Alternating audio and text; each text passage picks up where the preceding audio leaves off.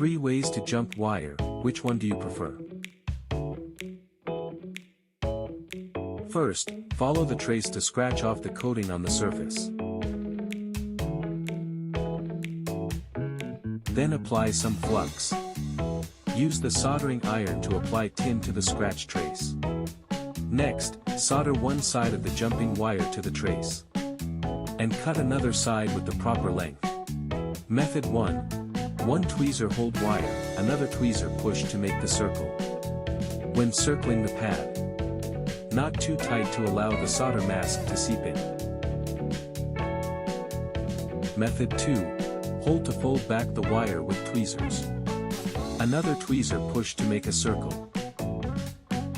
Method 3. Also, 2 tweezers working together. One tweezer hold, another tweezer push down to make a circle.